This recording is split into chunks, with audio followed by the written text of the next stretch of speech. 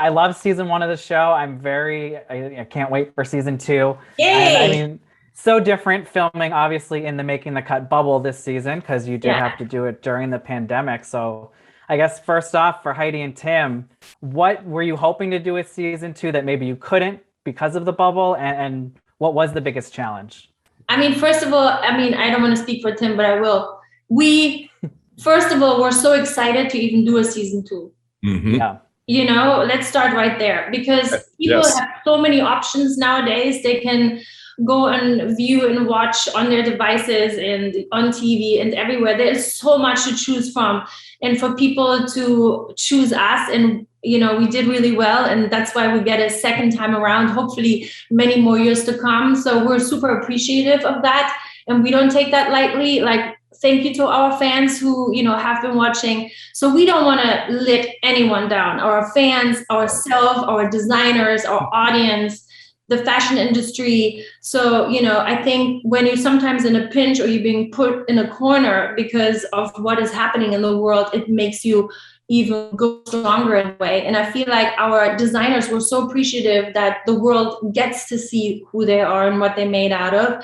And, you know, it kind of made our wheels moving even harder and more, so that we don't let anyone down. You know, yes, we were in a bubble, but we blew that bubble up as much as we could.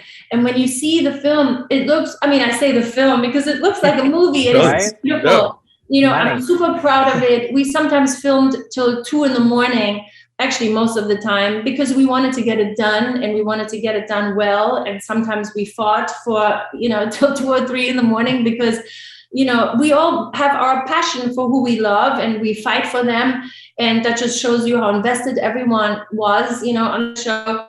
And also, you know, our entire team, you know, to in COVID days to put this together with so many moving parts, and you know, everyone worked extra hard to put this together. So we're all super proud of, you know, this season 2. And on top of it, it's so fun to watch. It's full circle. People get to shop their favorite look, you know, at the end. It's great for our designers. It's interactive, you know, for the viewers. So we're super proud of it. Brian, I think if there was an initial disappointment, it may have been over the fact that we couldn't travel. However, our fashion show venues are so varied and diverse, it looks like we did travel. Yeah. So our ranch in Malibu was a great savior. Yeah. Right. It's so gorgeous up there too. It's beautiful. And for Jeremy joining the show this season as a judge, I'm curious for you, you know, the first time you did have to give the critique, the first elimination, just how tough was that? Because I know a lot of judges don't really realize it until they're in the moment, that you like have these people's futures in your hands almost. Yes, you're right. It was very difficult at first to choose my words, because I wanted to be kind and thoughtful, but I also wanted to be honest. And so I think from the first episode throughout that, I started to it started to wear down. And then from there, it was just raw and honest. And that was really the best gift I could give all the contestants and all the designers, is really just being honest and giving my perspective. And when I kind of clicked in and thought about it that way, it made it feel less like I was being devastating, because I want to be a kind, but the kindest thing I can do is be honest. Is like, Yeah. It's true. And that shows, I feel like also the passion, you know, that you, me, Winnie, that we all, Tim, we all have still for this industry, you know, because if you just sit there and everything, you nice everything, then we're not getting anywhere. You know, we really, I think we're also super passionate about this industry. You know, I still get butterflies when I see an amazing art piece walking down the runway.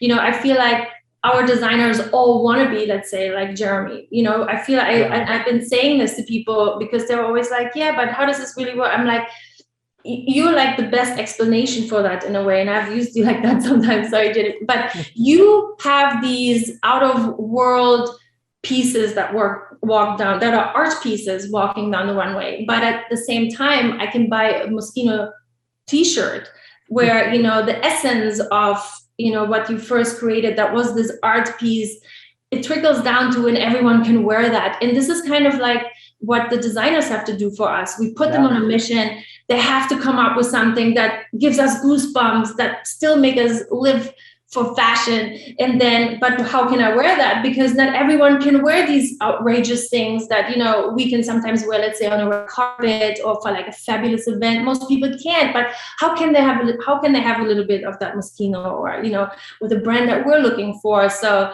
you know, this is kind of what they have to do. And it's so fun to watch how they're all so different. You know, we have people from all over the place, from Australia, we have India, Colombia, US, France, you know, and everyone has a different kind of, you know, essence and feeling and how they make their clothes. And it's beautiful to watch all these different people and being so creative.